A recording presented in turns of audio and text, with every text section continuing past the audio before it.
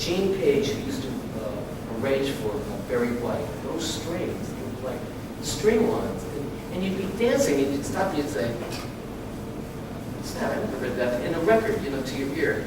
And it was fresh new stuff that hadn't been worked on. They hadn't been done before in the studio. Also, with disco mixes, what the DJs would start to do is, well, I said to Jay earlier, for some reason in the early 70s when record companies released promotional copies of records, they would release an A side and a B side and send it to the radio stations. They stopped doing that because they decided it would be better if they sent as promotional a double A side record so it wouldn't fragment the energies of the promotion. So they would send records out, and new records, they would have the same song on both sides to the radio stations and the promotion people. Then all of a sudden they started putting on one side the A side with the vocal, and the other side, the A side, just the track.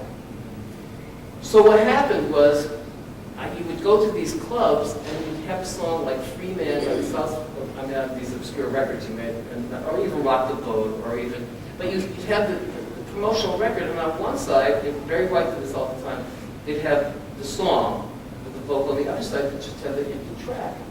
And what the disco DJs were doing is so they'd take the 245s, and they would extend them themselves. They'd bounce back and forth between the 3-minute and 20-second vocal, the 3-minute and 20-second track, and in the club make the record, 5 minutes long, 6, 8 minutes long.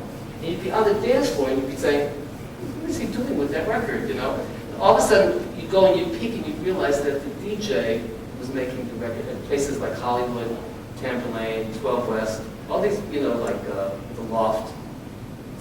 Then there was a very famous engineer that Jay mentioned, Tom Logan, who then came upon the bright idea of instead of just sending the record out as a 7-inch 45 with instrumental vocal, he decided that in the studio, chop them up, put them together, and extend the record himself and send it out as an 8-minute record. So the disc jockeys didn't have to work so much. That was the first big change.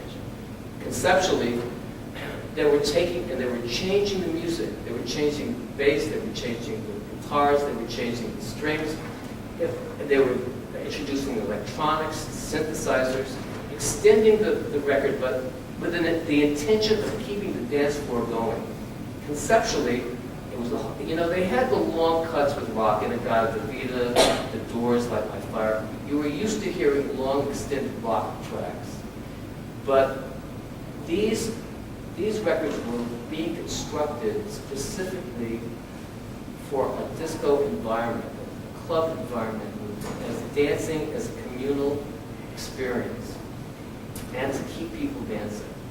And then the next thing, I'll give you examples that you might know. Gloria Gaynor had a thing called Honeybee Never Can Say Goodbye and Reach Out on one of her albums, the entire side. What was being done then was, instead of, once again, taking it out of the disco DJ's hands, but taking a clue from the disco DJ. Instead of giving a DJ 3 8-minute, 12-inch records and leaving it up to him to put them together, the producers were starting to do the DJ's work, putting the ball on one side themselves, segueing themselves. So it took a lot of onus off the DJ because he could just put on one side and leave for 15 minutes and have the dance floor, maintain the dance floor, the energy of the dance floor. So at this point in time is when I feel that disco music as an art form started to evolve.